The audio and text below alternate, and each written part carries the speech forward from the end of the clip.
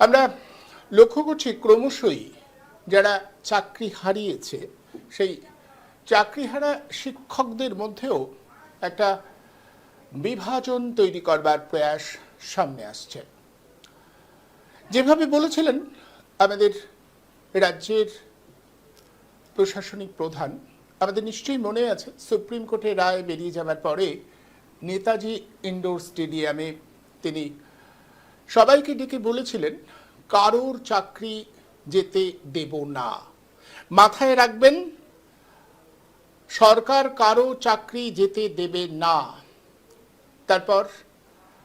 তারপর যেদিন তিনি এই কথাটা বলেছিলেন সেদিন বিকেলেই শিক্ষা দপ্তরের তরফে রাজ্যের মধ্যশিক্ষা পর্ষদ সুপ্রিম কোর্টে আবেদন করেছিল যে তারা সুপ্রিম কোর্টের রায় মেনে নতুন নিয়োগের প্রক্রিয়া শুরু করতে চায়। কিন্তু সব দিক বিবেচনা করে তাদের মনে হচ্ছে এখনই যদি সমস্ত শিক্ষকদের স্কুলে যাওয়া বন্ধ করে দেওয়া হয় তাহলে এ বছরের যে শিক্ষা মহল বা শিক্ষা ব্যবস্থাটাকে চালিয়ে নেবার মতো পরিস্থিতি এবছর থাকবে না। তাই তাদের অনুরোধ ছিল যে যারা এখনো পর্যন্ত কলঙ্কিত বলে চিহ্নিত হয়নি, অর্থাৎ সুপ্রিম কোর্ট যাদের তথাকথিত যোগ্য বলে বিবেচনা করছে তারা যেন স্কুলে যাবার অনুমতি পায়। সুপ্রিম কোর্ট তার রায় বিবেচনা করে জানিয়ে দিয়েছিল যে আপাতত যারা কলঙ্কিত বলে চিহ্নিত নয় তারা 31শে ডিসেম্বর পর্যন্ত স্কুলে যাবে, তারা মাইনা পাবে। আমাদের কাছে গোটা বিষয়টা তখনই পরিষ্কার হয়ে গেছিল। আমরা বারবার করে বলেছিলাম যে সুপ্রিম কোর্টের রায়টা রাজ্য সরকার মেনে নিচ্ছে এবং সবার চাকরি চলে গেছে এটা রাজ্য সরকার মেনে নিয়ে সেই অনুযায়ী তার কাজকর্ম শুরু করেছে।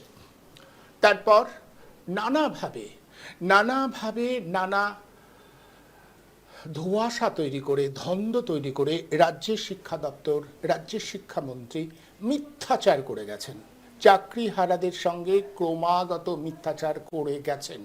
এমনকি গ্রুপ সি এবং গ্রুপ ডি যে শিক্ষাকর্মীরা তাদের জন্য অনুদানের ব্যবস্থা ঘোষণা করেছে রাজ্যের মাননীয় প্রশাসনিক প্রধান। এভাবে যারা স্থায়ী চাকরি করত তাদের হঠাৎ করে অনুদান দেওয়া এটা কি প্রমাণ করে না যে আসলে তারা মেনে নিচ্ছে যে প্রক্রিয়া তারা চলছে পুরনোর কারোর চাকরি আর নেই? স্বাভাবিকভাবেই শিক্ষকরা এটা বুঝতে পেরেছিল। আমরা যেটা প্রথম থেকে বারবার করে বলে আসছিলাম যে শিক্ষকরা এই দ্বন্দ্বের মধ্যে থাকছে যে রাজ্য সরকার তাদের পাশে আছে, কিছু হবে না, আইন যখন বলে দিয়েছে রাজ্য সরকার তাদের সাথে প্রতারণা করছে, আগেও করেছে। যেমন বারবার এ রাজ্যের হাইকোর্ট যোগ্যকে আর অযোগ্যকে তার নথি রাজ্য সরকারকে দিতে বলেছে, রাজ্য সরকার দেয়নি। সুপ্রিম কোর্টও তাই হয়েছে, যোগ্যকে আর অযোগ্যকে সেটা দেয়নি রাজ্যের শিক্ষা দপ্তর বারবার চাওয়া সত্ত্বেও। আর তারই পরিপ্রেক্ষিতে সবার জন্য নেমে এসেছে এইরকম ভয়াবহ বিপর্যয়। এটাকে কিছুতেই রাজ্যের শিক্ষা দপ্তর, রাজ্যের প্রশাসনিক প্রধান স্বীকার করছেন না। অবিরাম মিথ্যাচার করে যাচ্ছেন তারা।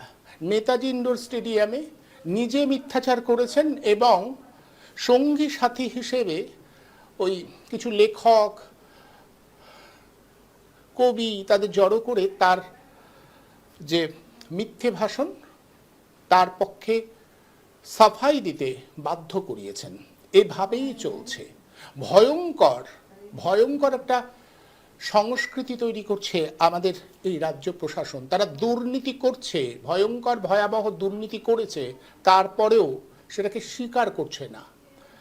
তারপর আমরা কি দেখলাম, চাকরিহারা শিক্ষকরা যখন প্রতিবাদে বিকাশ ভবনের সামনে গেল তখন তাদের নিপীড়ন করা হলো, রক্ত ঝরানো হলো শিক্ষকদের, যারা শিক্ষকতা করবেন তাদের মারধর করা হলো।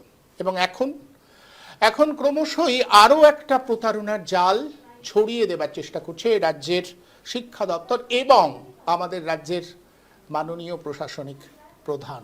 তিনি যেটা করে থাকেন, বলতে খারাপ লাগে যে চূড়ান্ত মিথ্যাচার করে জানেনি, বারবার এই মিথ্যাচার, এই ধোঁয়াশায় ধন্দ তৈরি করে তিনি মানুষের সঙ্গে প্রতারণা করেন। কি বলছিলেন তিনি? গতকালই তার ইঙ্গিত পেয়েছি আমরা, তিনি বলেছেন কোর্টের অর্ডার তো আমরা অমান্য করতে পারি না, তাই যদি না পারেন তাহলে নেতাজি ইন্ডোর স্টেডিয়ামে দাঁড়িয়ে এই কথা বলেছিলেন কেন? কেন বলেছিলেন যে আমাদের প্ল্যান তৈরি আছে, 1, 2, 3 এরকম নানা প্ল্যান, কিভাবে এদের চাকরি রক্ষা করা যায় তার প্ল্যান তৈরি করা আছে। আমাদের কাছে এখন যেটা খবর আসে, আমরা যেটা খবর পাচ্ছি খুব উদ্বেগের, খুব চিন্তার, যে আগামীতে যে নতুন করে প্যানেল তৈরি করবার প্রক্রিয়া শুরু হবে সেখানেও একটা দুর্নীতি হবার আশঙ্কা রয়েছে। অর্থাৎ যারা নতুন করে পরীক্ষায় বসবে তাদের মধ্যে যারা সরকারের খুব অনুগত, সরকারের কথা মতো যারা লেফট রাইট করেছে, সরকারকে কোনো রকম অস্বস্তিতে ফেলেনি, তাদের জন্য ব্যবস্থা করে দেওয়া হবে। কি করে ব্যবস্থা করা হবে? বলা হচ্ছে যে নানা রকম দুর্নীতি সেখানে হবে। আমরা তার খোঁজ বা তার ইঙ্গিত পাচ্ছি, নানা রকম দুর্নীতি করে তাদের আবার যাতে তারা ফিরে আসতে পারে সেই চেষ্টাটা করা হবে। আর সবাইকেই সরকারের এই প্রতিশ্রুতিতে বা এই প্রতারণাটা জাল বিস্তার করা হবে, তাতে ভরসা বা বিশ্বাস রাখতে পারছে না বলেই এই চাকরি হারাদের মধ্যে একটা বিভাজন তৈরি হয়ে যাচ্ছে। যেমন শিক্ষামন্ত্রী গতকাল জানিয়ে দিয়েছেন যে বিকাশ ভবনের সামনে যারা অবস্থান বিক্ষোভ করছেন তারা কে সেটা নাকি তিনি জানেন না। তিনি বলছেন তার কাছে একটা চিঠি দেওয়া হয়েছে যেখানে প্রায় 2,500 শিক্ষক রয়েছেন, তারা বলছেন তারা সরকারের সঙ্গে আছে, সরকার যে আইনি পদক্ষেপ নিচ্ছে তারা সেটাকে সমর্থন করে। তারা মনে করে যে সরকার তাদের স্বার্থ দেখবে, কারোর চাকরি যাতে না যায় সেটা সরকার নিশ্চিত করতে পারবে বলে তাদের বিশ্বাস। এরকম একটা চিঠি দেখিয়ে আমাদের শিক্ষামন্ত্রী বলছে যারা এখানে অবস্থান বিক্ষোভ করছেন, যারা গেট ভাঙছেন তারা কারা তিনি জানেন না। আমাদের পরিষ্কার প্রশ্ন, জানবার দরকার কি, আপনি নিজে চলে আসতে পারেন তো। এতবার একটা বিপর্যয় হয়েছে, শিক্ষামন্ত্রী হিসেবে আপনার লজ্জা করে না যে আপনি অন্য জায়গায় রয়েছেন, আপনি প্রকাশ্যে আসছেন না, কেন এদের সাথে কথা বলতে পারছেন না? আমাদের এটাও প্রশ্ন যে গোটা রাজ্য জুড়ে সমস্ত শিক্ষক শিক্ষিকারা কেন এই প্রশ্নটা তুলবে না যে এই রকম একজন শিক্ষামন্ত্রী কেন থাকবেন, কেন তিনি পদ থেকে সরে যাবেন না? আসলে ওই যে বললাম, আমরা ঠিক এই মুহূর্তে বাঙালি হিসেবে আমাদের প্রতিবাদ, আমাদের প্রতিরোধী জায়গাগুলো ক্রমশ হারিয়ে ফেলছি। কি বলা উচিত আর কি বলা উচিত নয় সেই জায়গাগুলো আজ আর আমাদের কাছে খুব পরিষ্কার নয়। এতগুলো ছেলে মেয়ে একটা অনিশ্চয়তার মধ্যে ভুগছে। আর অদ্ভুতভাবে আমরা বিচার বিভাগের বিষয়টা তো দেখলাম, বিচার বিভাগ বুঝতে পারছে দুর্নীতি হয়েছে, যাদের দায়িত্ব দেওয়া হয়েছিল তারা যে নীতি মানেনি সেটা বোঝা যাচ্ছে, অথচ এই দুর্নীতি করা মানুষজনদের শাস্তি না দিয়ে একতরফা সবার চাকরি বাতিল করে দেওয়া হলো। এটাই নাকি আইন, এটাই নাকি রীতি, এর বাইরে কোনো রীতি নেই। আমরা জানি না এটা যদি আইন হয় তাহলে এই আইনের মধ্য দিয়ে সুবিচার বা ন্যায় কি করে মিলবে এটাও আমাদের জানা নেই।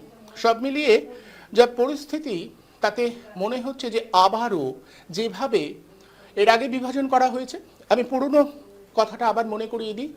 2019 সাল প্রেস ক্লাবের সামনে শিক্ষকরা যারা চাকরি পাওয়ার যোগ্য, চাকরি পায়নি, তারা অবস্থান বিক্ষোভ করছিল 2019-এর লোকসভা নির্বাচনের ঠিক আগে। তারপর সেখানে মুখ্যমন্ত্রী যান, সঙ্গে তদানীন্তন শিক্ষামন্ত্রী পার্থ চট্টোপাধ্যায় ছিলেন। প্রতিশ্রুতি দেওয়া হয়েছিল যে ভোটটা এসে গেছে তো, সাধারণ নির্বাচন এখন কিছু করা যাবে না, ভোটের পরেই তারা গোটা বিষয়টার মীমাংসা করে দেবে।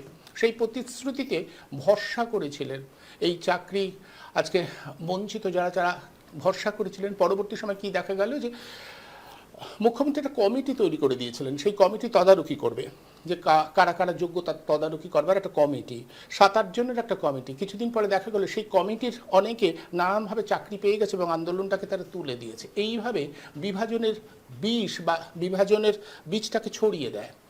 আবারও আজকে যা হচ্ছে তারই পুনরাবৃত্তি, যে চাকরিহারা শিক্ষকরা তাদের মধ্যে বিভাজন করো, কেউ সরকারের পক্ষে, কেউ নরমে গরমে একটু সরকারের বিপক্ষে বলবে, এবং এটা গোটাটাই বিরোধীদের চক্রান্ত। বিরোধীরা এমনটা করছে, এটা প্রচার করা হোক ক্রমশ, ফলে এরা বিভাজিত হয়ে যাবে নানাভাবে, তারপরে সরকারের এই আন্দোলন দমন করতে সুবিধা হবে। এটাই বারবার হচ্ছে। কেউ কেউ রাজনৈতিক খেলা খেলবেন, এই রাজনীতির ঘোলা জলে নিজেদের রাজনৈতিক স্বার্থ সিদ্ধি করবার প্রয়াস করবেন, আর সরকার তা থেকে ফায়দা নেবেন। এত বড় একটা দুর্নীতির পরে সরকারের কোনো লজ্জা নেই। আমরা পরিষ্কার সমস্ত ধন্দ, সমস্ত সন্দেহের অবকাশ ছাড়িয়ে আমরা পরিষ্কার বলছি, এত বড় দুর্নীতির জন্য এ রাজ্যের শিক্ষা দপ্তর দায়ী, এ রাজ্যের শিক্ষার যাবতীয় প্রশাসন দায়ী, এ রাজ্যের প্রধান প্রশাসনিক কর্ত্রী যিনি, তিনি দায়ী, তিনিই করেছেন সবকিছু। ফলে তাকে দায়িত্ব নিতে হবে। দুর্নীতিগ্রস্ত হয়ে তারা বড় বড় কথা বলে যাবেন, তারা চাকরিহারাদের উপর এরকম আক্রমণ করবেন, আর সাধারণ মানুষ যদি এটা দেখতে থাকে, অবশ্যই আমাদের বুঝতে হবে যে বাঙালি তার প্রতিবাদের সেই সত্তাটাকে হারিয়ে ফেলেছে। এই সত্তাটা প্রতিবাদ করত, যে সত্তা বাঙালিকে অন্যভাবে চেনাতে শিখিয়েছিল, চিনতে শিখিয়েছিল, সেই সত্তাটা হারিয়ে গেছে। দিনের পর দিন এত বড় দুর্নীতি করবার পরেও যদি পার পেয়ে যায় সরকার, এই প্রশ্নটা বারবার উঠবে। আমাদের আশঙ্কা আবারও বিভাজনের মধ্য দিয়ে সরকার বাঁচবার চেষ্টা করবে। সরকার এই আন্দোলনকে ভাঙবার জন্য বিভাজন করবে, আবারও করবে, এবং নানা চক্রান্ত করবে। ওই যে বলছিলাম, কেউ কেউ আতঙ্ক বা আশঙ্কা প্রকাশ করছে যে আবারও দুর্নীতি হবে। যারা সরকারের পাশে আছে পিছনের দরজা দিয়ে এবার একদম কাগজপত্র তৈরি করা হবে। এবার যে পরীক্ষা হবে সেখানে সঠিক কাগজপত্র তৈরি করে তাদের ঢুকিয়ে দেওয়া হবে, তারপর বলা হবে দেখো এদের সবার কাগজপত্র রয়েছে, এরা ঠিকঠাক পরীক্ষা দিয়েছে। এবার আর কাগজ না রেখে কিছু করা হবে না। এবার একেবারে সুচারুভাবে দুর্নীতি করবার একটা পরিকল্পনা বা কৌশল হচ্ছে কিনা সেই প্রশ্নটা আমরা এখনই তুলছি। যেভাবে আমরা প্ল্যান 1, 2, 3 করে রেখেছি বলে আমাদের প্রশাসনিক প্রধান বলছিলেন, আমাদের আশঙ্কা, আমাদের অভিযোগ যে তার পিছনে একটা দুর্নীতি হবার বিষয় থাকছে। আমরা তা নিয়ে উদ্বিগ্ন, আমাদের তা নিয়ে প্রশ্নও থাকবে। তা না হলে সুপ্রিম কোর্ট যে রায় দিয়েছে তারপরে পরিষ্কার করে এদের সামনে গোটা বিষয়টা রাখা উচিত ছিল। প্রশাসনিক প্রধান হিসেবে আমাদের যিনি রয়েছেন তার উচিত ছিল বলা যে এত বড় একটা দুর্নীতি হয়েছে, তদন্ত হবে, কারা কারা দায়ী, রাজ্য সরকার সেই তদন্ত করে তাদের শাস্তি দেবে, এবং যারা যোগ্য তাদের নতুন করে তাদের যাবতীয় তথ্য নথি সামনে আনা হবে, কোর্টের কাছে রাখা হবে। আমরা লজ্জিত যে এত বড় একটা দুর্নীতি হচ্ছে, এটা বলতেন যদি উনি সত্যিকারের প্রশাসনিক প্রধান হতেন। আসলে ওই যে বললাম, শুধু মুখোশের আড়াল থেকে নানা ধরনের কৌশল, ক্ষমতায় টিকে থাকার কৌশল, যত দুর্নীতি করি আমি ক্ষমতাকে ধরে রাখবো, আমি পুলিশ প্রশাসনকে ব্যবহার করব। কিছুদিন আগে আমরা দেখলাম যে যারা মার খেলো, যে চাকরিহারারা মার খেলো, তাদের বিরুদ্ধেই অভিযোগ দায়ের করা হলো, তাদের বিরুদ্ধেই তদন্ত। আর পুলিশের উচ্চপদস্থ আধিকারিক সেটাকে জাস্টিফাই করবার জন্য নানা কথা বলতে শুরু করলেন, যে এরাই প্রথম প্ররোচনা দিয়েছেন, একজন মহিলা তাকে বেরোতে দেননি, এই সমস্ত কথাবার্তা তারা বলছেন। পূর্বতন যে পুলিশ কর্তারা রয়েছেন তারা পরিষ্কার বলছে পুলিশ আইন ভেঙেছে, এভাবে মারা যায় না, এভাবে করা যায় না। তারা সেটা শুনবেন না, কারণ তারা দলদাসে পরিণত হয়েছে। এ রাজ্যে সরকার যেভাবে চলছে তাতে কোনো নিয়ম রীতি নীতি তারা মানেন এমন কোনো প্রমাণ নেই। আমরা বারবার করে এই অসাংবিধানিক রীতিনীতির বিরুদ্ধে আমাদের অবস্থান রাখবো, বারবার করে বলবো। এ রাজ্যের সরকারটা দুর্নীতিতে ভরা, দুর্নীতিগ্রস্ত একটা সরকার এতগুলো ছেলেমেয়ের ভবিষ্যতে এইরকম একটা বিপর্যয় নামিয়ে এনেছে। এই বিভাজন আবার হচ্ছে কি না, আসুন এই বিষয়টা একটু আলোচনা করি। আলোচনার জন্য আজ যাদের আমন্ত্রণ জানিয়েছি, আসুন প্রথমেই তাদের সঙ্গে পরিচয় করিয়ে দিই। আমাদের সঙ্গে রয়েছেন মিরাতুন নাহার, দীর্ঘদিন অধ্যাপনা করেছেন, মিরাতুন দিয়ে এই বিষয়টা নিয়ে বারবার করে বলেছেন। আমাদের সঙ্গে রয়েছেন পেশায় শিক্ষিকা সুনন্দিতা দেবনাথ। আমাদের সঙ্গে রয়েছেন ঠিক এই মুহূর্তে যারা চাকরি হারিয়ে আন্দোলনের মধ্যে রয়েছে তাদের একজন সাগর মণ্ডল। আপনাদের সবাইকে আমাদের আজকের এই অনুষ্ঠানে আমি স্বাগত জানাচ্ছি। আমি প্রথমেই আসব যে আশঙ্কাটা, যে উদ্বেগটা আমাদের হচ্ছে। সাগর, আমার কথা শোনা যাচ্ছে? হ্যাঁ স্যার, শুনতে পাচ্ছি। আপনি পাচ্ছেন? হ্যাঁ, শুনতে পাচ্ছি। সাগর, প্রথমেই আপনাকে যেটা বলবো যে আমাদের একটা আশঙ্কা হচ্ছে একটা বিভাজন তৈরি করবার চেষ্টা করা হচ্ছে। কারণ শিক্ষামন্ত্রী বলছেন যে আপনারা যারা এখন আন্দোলনে বসেছেন বিকাশ ভবনের কাছে তারা নাকি কে বলছে, অনেকেই তো আমাকে জানিয়েছেন যে তারা সরকারের পাশে আছে এবং সরকার যে আইনি পদক্ষেপ নিতে যাচ্ছে তারা তাদের সঙ্গে থাকবে, এই রকম নাকি শুধুমাত্র যারা সই করেছে বা যারা সমর্থন তারা নয়, আপনাদের মধ্যে থেকে যারা রয়েছে তারাও অনেকে রয়েছেন। ফলে আমাদের তো একটা আশঙ্কা যে আবারও এই আন্দোলনটার মধ্যে একটা বিভাজন তৈরি হবে, ভাগ হয়ে যাবে আবার।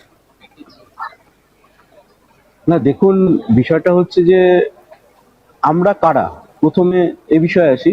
আমরা হচ্ছি মানে যোগ্য শিক্ষক। কেন যোগ্য শিক্ষক? কেন কি ভারতবর্ষের যে সর্বোচ্চ বিচার, যে 17 রকম ভাবে যে দুর্নীতি হয়েছিল, তা সেই 17 রকম দুর্নীতির কোনো একটা বিষয়েও এলিগেশন কিন্তু আমাদের বিরুদ্ধে নেই। আমরা যে 17 রকম ভাবে দুর্নীতি হয়েছে সেটা কিন্তু আমরা বলছি না, এটা বলছে মানে সিবিআই, ভারতবর্ষের সর্বোচ্চ তদন্তকারী সংস্থা। এবং এটা কোথায় প্রমাণিত হয়েছে? এটা প্রমাণিত হয়েছে ভারতবর্ষের সুপ্রিম কোর্টে। এবং যে 17 রকম ভাবে দুর্নীতি হয়েছে তার কোনো ধারার মধ্যে কিন্তু আমরা অভিযুক্ত নই, অথচ সমগ্র প্যানেলটাকে ক্যান্সেল করে দেওয়া হয়েছে। আর দ্বিতীয়ত বলছে এখানে অনেক অন্য ব্যক্তিরা আছে। প্রকৃতপক্ষে আমরা ধর্মতলায় ওয়াই চ্যানেলে দীর্ঘদিন আন্দোলন করেছি, এখন বিকাশ ভবনের সামনে আমরা অবস্থান করছি, অথচ কোনো একজন উচ্চপদস্থ মন্ত্রী মানে সরকারের পক্ষ থেকে আমরা বারংবার বলেছি যে আপনারা আসুন, এসে সমস্যাটা সমাধান, নিজেরা বিষয়টিকে দেখুন, পর্যালোচনা করুন। তারা কিন্তু এই বিষয়ে তেমন কোনো পদক্ষেপই গ্রহণ করেনি। এর ফলে এবং আমরা বারবার দেখা যাচ্ছে যে মাননীয় নেতাজি ইন্ডোরে বলেছিলেন আমাদেরকে যে আমাদের সাথে আলোচনা করে রিভিউ পিটিশনে যাবে, কিন্তু তিনি কোনো প্রকার কোনো আলোচনা না করে রিভিউ পিটিশন দাখিল করেছেন। এর ফলে আমাদের এখন মানে জীবন এবং জীবিকা দুটোই বিপন্ন, এবং এমন একটা আমরা উপনীত হয়েছি যা কিন্তু চরম সংকট এবং অন্ধকারাচ্ছন্ন অবস্থায়।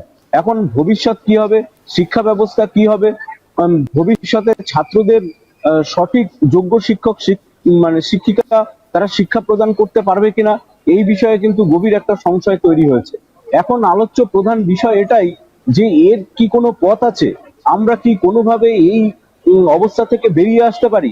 এটাই এই আলোচনার মধ্যে থেকে যদি বেরিয়ে আসে তাহলে খুব ভালো হয়। একদম।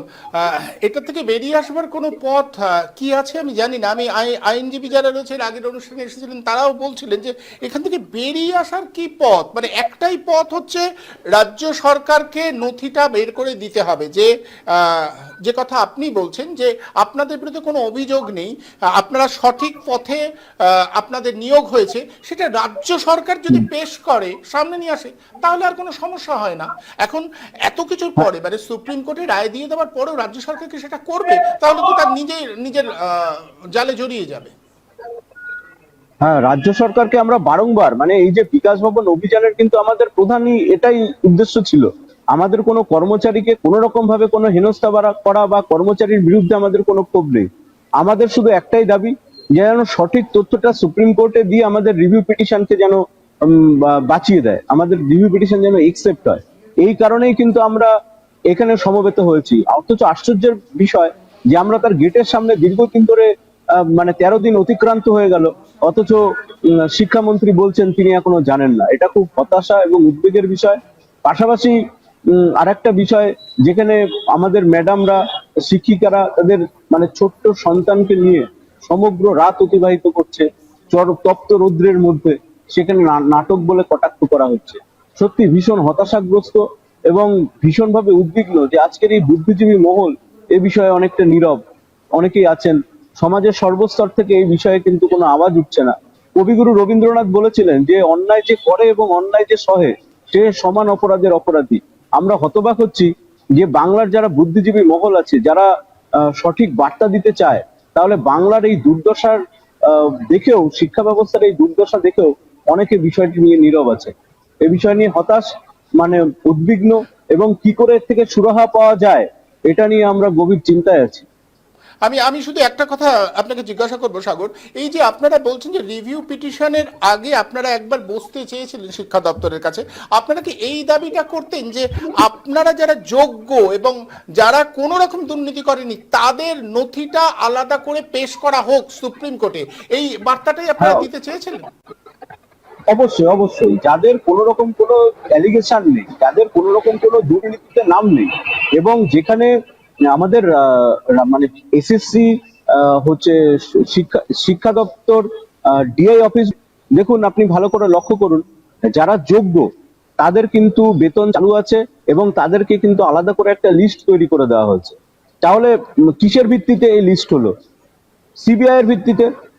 তাদের ভিত্তিতে যোগ্য অযোগ্য আলাদা করা হলো, এবং যারা টেন্টেড, যারা চিহ্নিত, তাদের মায়না বন্ধ হলো। অথচ সমগ্র প্যানেলটি ক্যান্সেল হবে। এটি এটি কি ধরনের মানে ব্যবস্থা, মানে যার ভিত্তিতে মানে টেন্টেড যাদেরকে চিহ্নিত করা গেছে তাদের স্যালারি বন্ধ হয়েছে, তারা পুনরায় আর পরীক্ষায় বসতে পারবে না, এই বিষয়টি বলা হচ্ছে। আবার অথচ সমগ্র প্যানেলটিকে আবার ক্যান্সেল করে দেওয়া হচ্ছে। এই ধরনের ব্যবস্থাপনা কেন? কেন কি যেখান থেকে সরকার যোগ্য এবং অযোগ্যদের বিভাজন স্পষ্ট করে দিয়েছে, এবং ডিআই অফিসগুলোতে অলরেডি যারা যোগ্য তাদের নাম পৌঁছে গেছে এবং তাদের স্যালারি চলছে, অথচ আবার পুনরায় পরীক্ষায় বসতে বলার কথা হচ্ছে। পুনরায় পরীক্ষায় বসার অর্থই মানে কি? Panel cancel. এটা হচ্ছে স্পষ্ট, পুনরায় এটাকে ঘুরিয়ে বলা হচ্ছে, কিন্তু পুনরায় পরীক্ষায় বসো মানে প্যানেল ক্যান্সেল করো। এইবার পরীক্ষায় কারা বসবে? পরীক্ষায় সবাই বসতে পারবে। সুতরাং আমাদের জন্য কিন্তু ন্যূনতম কোনো সুযোগ সুবিধা বা কোনো বিষয়, এই বিষয় প্রসঙ্গ আসছেই না, আর এই বিষয়ে আমরা আসতেই চাই না।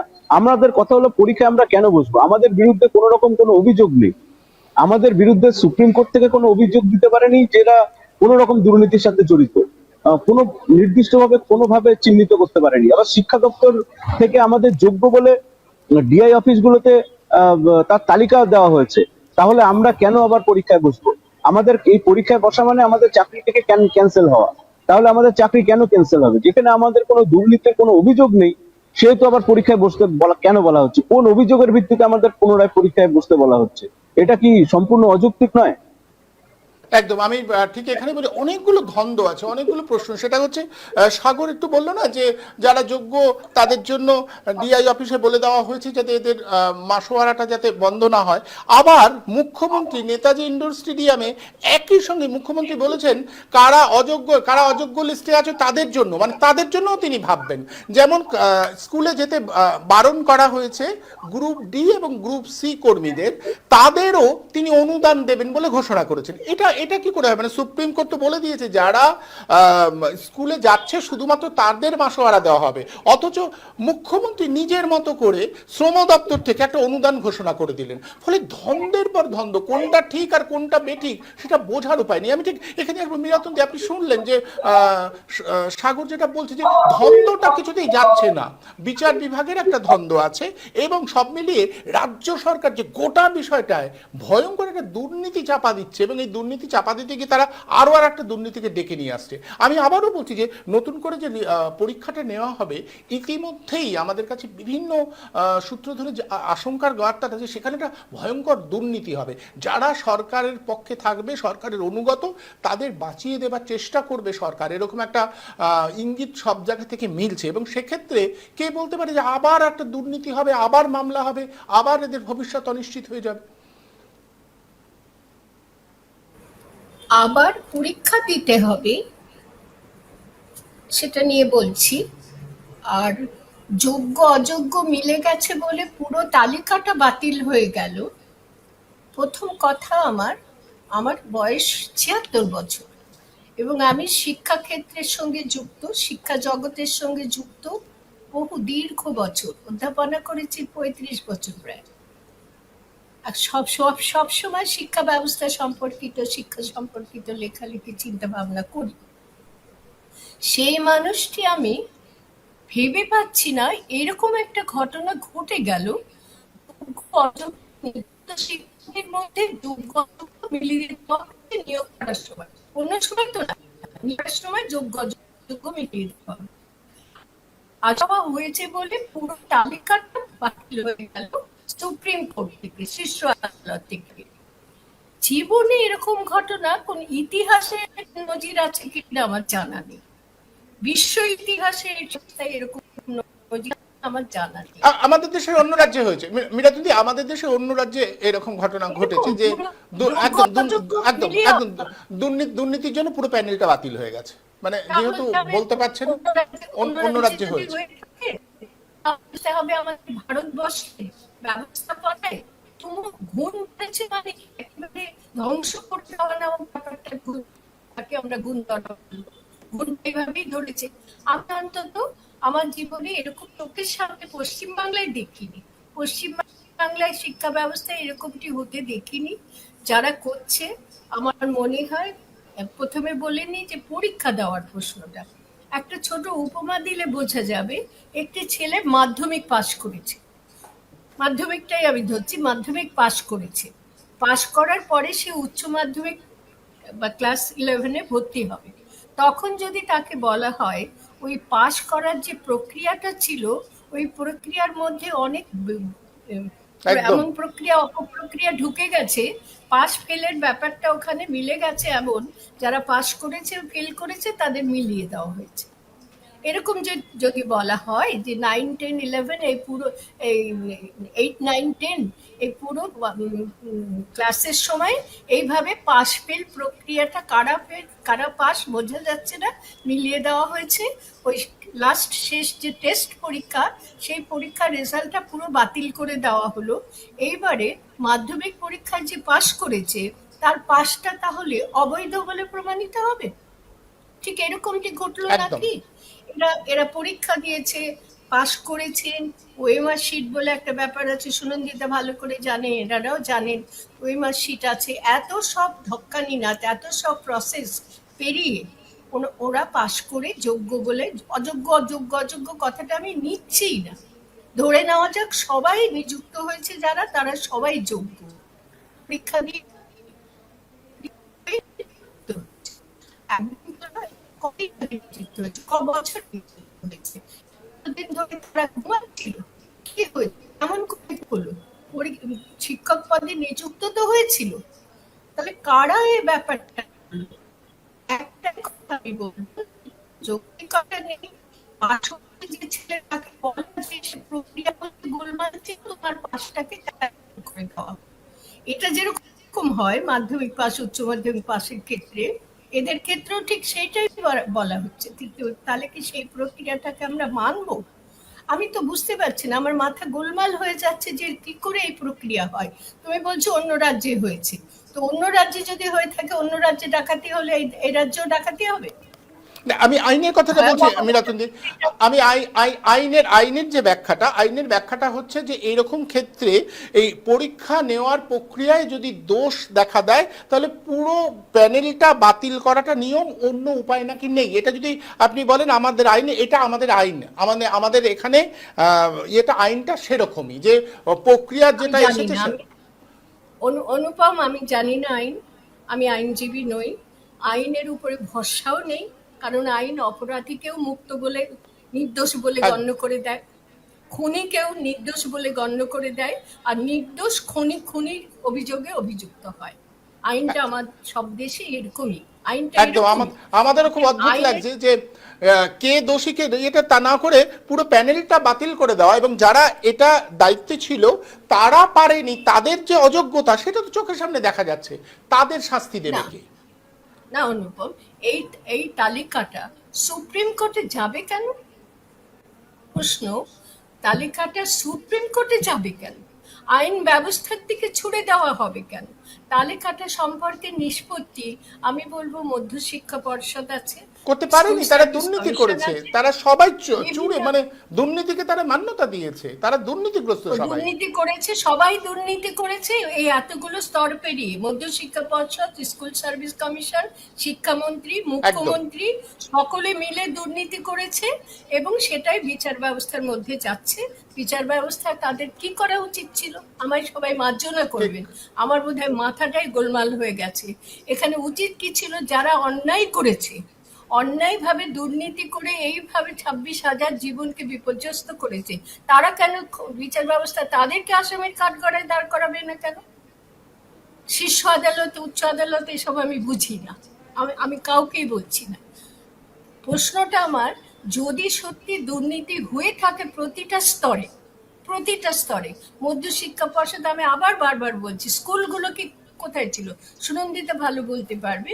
স্কুলগুলোতে শিক্ষক গোষ্ঠী আছে, স্কুলগুলোতে প্রধান শিক্ষক আছে, স্কুলগুলোতে অভিভাবকরা আছে, স্কুলগুলোতে ছাত্রছাত্রীরা আছে।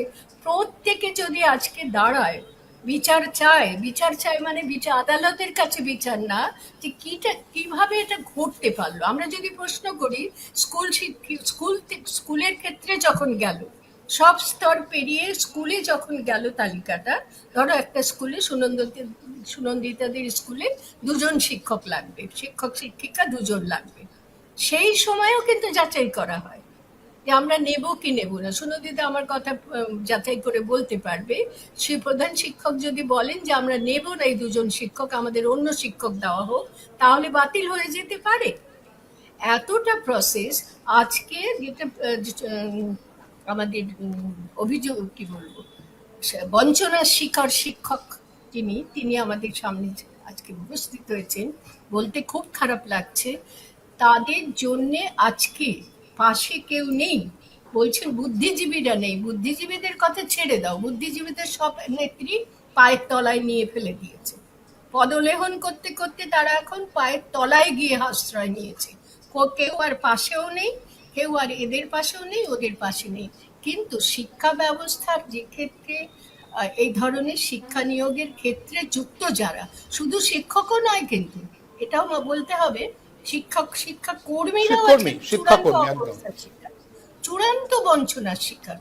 আজকে কেন এই সমস্ত শিক্ষা ব্যবস্থার সঙ্গে যারা যারা যুক্ত, অভিভাবক ছাত্রছাত্রী সমেত, প্রত্যেকে কেন এদের শিক্ষা ক্ষমতার উপরে আস্থা চলে যাচ্ছে। জনগণ যাদের হাতে ক্ষমতা তুলে দেয় তাদের সম্পর্কে আস্থা চলে যাচ্ছে। আমাদের আস্থা দেখা আমরা দেখতে একেবারে গিলে সমস্ত নেতা নেত্রীদের বন্ধ ব্যাপারগুলো সুন্দর করছে, এমনকি সভা করতে তার সম্পর্কে কি বলা হচ্ছে, রাস্তার সুবিধা হবে, ওইখানকার যারা প্রতিবেশী, ওখানে যারা বাস করে ওই অঞ্চলে বিকাশ ভবনের আশেপাশে, তাদের অসুবিধা হচ্ছে। বলছে কে? খোদ শাসক দলনেত্রী। এত দয়া মায়া তার হৃদয়ে না, বলার নেই। এই 26,000 পরিবার আজকে ধ্বংস হয়ে গেল, সে সম্পর্কে তার মায়া দয়া নেই। ওদের বোঝা উচিত, ওদের খেয়াল রাখা উচিত। পথ চলতি মানুষের অসুবিধা হচ্ছে, ওখানকার বাস করে যারা, তাদের অসুবিধা হচ্ছে। মায়া দয়ার এত নিদর্শন। সবচেয়ে বড় কথা হচ্ছে, প্রশাসনের প্রধান হিসেবে এত বড় একটা দুর্নীতির অভিযোগ সুপ্রিম কোর্ট বলে দিচ্ছে, তারপরে উনি তো তদন্ত করাবেন, উনি তো বলবেন যে তদন্ত করে দেখছি এবং কি হয়েছে আমি যাদের হয়েছে তার শাস্তি দেব। সবটা কথা অনুপম, সোজা সবটা কথা, দুর্নীতির জন্য বিচার ব্যবস্থার কাছে গেছে, বিচার ব্যবস্থা বিচার করে তালিকা বাতিল করে দিয়েছে। দুর্নীতি যারা করেছে তারা দিব্যি ঘুরে বেড়াচ্ছে।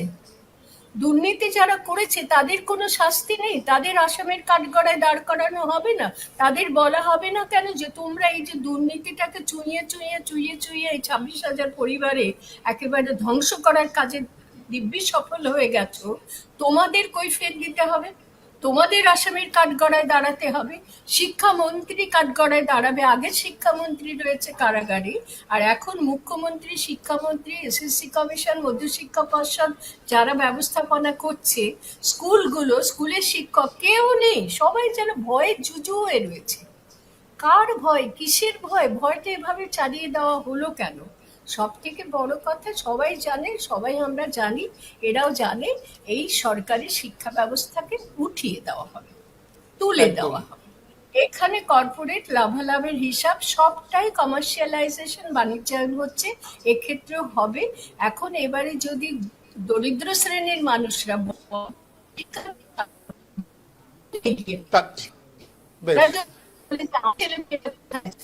আমি আসবো, শোনা যাচ্ছে বলার সর্বস্তরে ঘটনা বলে আমার একেবারে অবিশ্বাস। মিরাতুন্দির কথা মাঝে মাঝে শোনা যাচ্ছে না, আমি পিসিআর কে বলবো যে কোনো কারণে হয়তো নেটের একটা সমস্যা হচ্ছে। মাঝে মাঝে মাঝে আটকে যাচ্ছিল।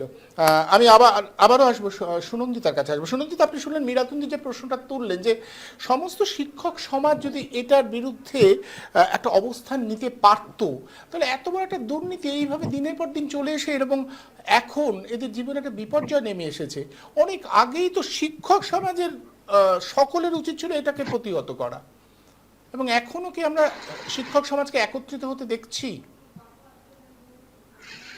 না, এক্ষেত্রে হ্যাঁ, শোনা যাচ্ছে তো? হ্যাঁ, শোনা যাচ্ছে, হ্যাঁ, এবার শোনা যাচ্ছে। আচ্ছা, আমি প্রথম বলবো, আমাদের যে সহকর্মী ভাই এখানে আছেন, তিনি প্রথমেই বলেছেন যে আলোচনার মধ্য থেকে কোনো সমাধান সূত্র যদি বেরোতে পারে, তো এটা স্বাভাবিক যে এত আলোচনা, এত যা কিছু, তার তো প্রধান উদ্দেশ্য হবে সমাধান সূত্র। একদম সমাধান। কিন্তু আমার কাছে কোনো সমাধান সূত্র নেই।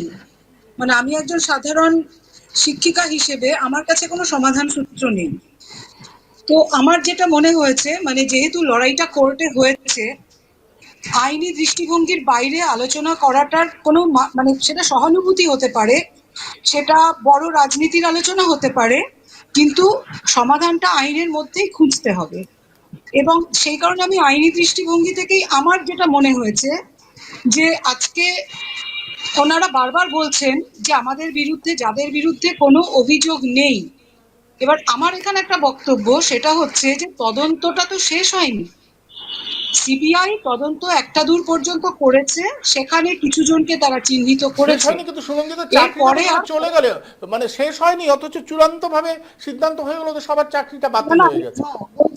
তদন্তটা শেষ হয়নি, এবং তদন্ত শেষ না হওয়ার কারণ হচ্ছে কি, যে কোনো তথ্য প্রমাণ কোনো কিছুই আর পাওয়া যাচ্ছে না, সবকিছু এলোমেলো অবস্থায়, এর মধ্যে থেকে আর কোনো তদন্ত করাই সম্ভব না, এটা সিবিআই বক্তব্য।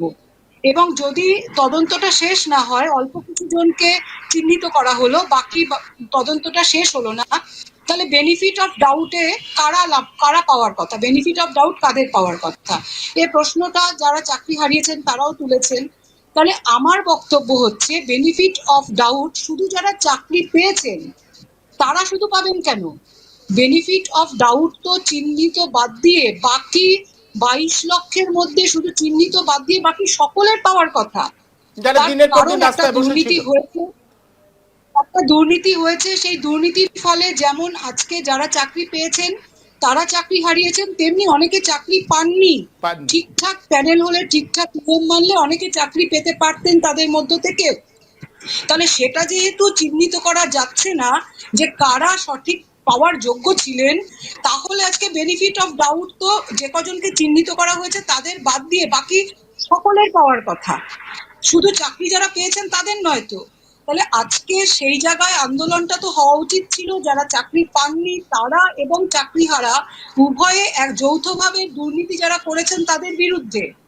কিন্তু আন্দোলনটা সেটা হয়নি প্রথম থেকেই সেটা হয়নি। চাকরি হারা এবং বঞ্চিত এরা একে অপরের বিবদমান গোষ্ঠী হয়ে রয়েছেন, এবং যারা চাকরি পেয়েছেন তারা ক্রমাগত চাকরি হারা, যারা বঞ্চিত পাননি তাদের প্রতি আমি বলতে বাধ্য হচ্ছি, কোনো রকম, আমি অন্তত উই দ্য টিচার্স বা এই ধরনের যে টিচার্স গ্রুপগুলো আছে সেখানে কোনো সহানুভূতির বার্তা আমি পাইনি। যে যারা চাকরি পেয়েছেন তারা মনে করেন যে হ্যাঁ, যারা বঞ্চিত তাদের মধ্যে থেকেও পাওয়ার কথা ছিল, তাদেরও যে অবস্থাটা সেটার প্রতিও আমরা সমব্যথী, আমি পাইনি তাদের মধ্যে থেকে। বরং এই প্রশ্নটা যখনই যে তুলেছে তাদেরকে তীব্র আক্রমণ করা হয়েছে, এবং চিরকুটে চাকরি পেয়েছেন আপনারা, এই ধরনের কথা শুনতে হচ্ছে আমাদেরকে, যারা আমরা বঞ্চিতদের কথাটাও তুলে ধরছি, এই কথাগুলো আমাদের শুনতে হচ্ছে আমরা চিরকুটে চাকরি পেয়েছি। সুতরাং এইরকম একটা অবস্থা এসে দাঁড়িয়েছে, এবং যারা আজকে আন্দোলন করছেন তারাই কিন্তু রাজ্য সরকারের বিরুদ্ধে স্লোগান সেভাবে তোলেননি। তারা কিন্তু আক্রমণটা করে গেছেন ক্রমাগত বিকাশ ভট্টাচার্য এবং ফিরদৌস শামীমকে। তারা ফিরদৌস শামীমকে কালো মোষ বলছেন, তারা বিকাশ ভট্টাচার্যকে বিনাশ বলছেন। এটা যদি ব্যক্তিগত মত হয়ে থাকে তাহলে এই যে যোগ্য শিক্ষক শিক্ষিকা অধিকার মঞ্চ, তাদের অফিসিয়াল স্টেটমেন্ট থাকা উচিত। তারা কি মনে করেন এই কোর্টের রায়ে বিকাশ ভট্টাচার্য, ফিরদৌস শামীমরা লড়াই করেছেন, যারা কিছু তারা মামলাকারী হিসেবে তাদের হয়ে লড়াই করেছেন, সেই লড়াইতে বিকাশ ভট্টাচার্য লড়েছেন, কোর্ট সেখানে একটা জাজমেন্ট দিয়েছে, যে জাজমেন্টটা সত্যিই তো সবাইকে চিহ্নিত, তদন্ত শেষ না হওয়া পর্যন্ত রায় দেবে কেন? তদন্ত যখন শেষ হয়নি তাহলে রায় দেবে কেন? তাহলে তুমি হয় সকলের 22 লক্ষেরই চাকরির ব্যবস্থা করো, কারণ তদন্ত শেষ না হতে তুমি কাউকে শাস্তি দেবে এটা অবশ্যই মানবিক দিক থেকে হতে পারে না, একদম মানবিক গ্রাউন্ডে হওয়া উচিত নয়, এটা আমরা সবাই মনে করি। কিন্তু এই মানবিক গ্রাউন্ডটা শুধুমাত্র চাকরি পেয়েছেন যারা তাদের জন্য নয়, এই মানবিক গ্রাউন্ডটা থাকা উচিত সকলের জন্য, ওই 2016 সালে যারা পরীক্ষা দিয়েছিলেন সকলের জন্য। কারণ চিহ্নিত করা যাচ্ছে না কে যোগ্য কে অযোগ্য, কে সঠিকভাবে চাকরিটা পেয়েছে আর কে পায়নি। আর অভিযোগ নেই, কারণ তদন্তই শেষ হয়নি, তদন্তটা শেষ হলে বোঝা যেত কার বিরুদ্ধে অভিযোগ আছে আর কার বিরুদ্ধে নেই। সুতরাং এইরকম একটা অবস্থা এসে দাঁড়িয়েছে, তাহলে আজকে কি করার? আজকে একমাত্র 22 লক্ষেরই চাকরি হতে হবে। যদি এই যে যারা চাকরি পেয়েছেন তাদের চাকরি যদি বজায় রাখতে হয় তাহলে 22 লক্ষকেই চাকরি দিতে হবে, এটা আমার দাবি।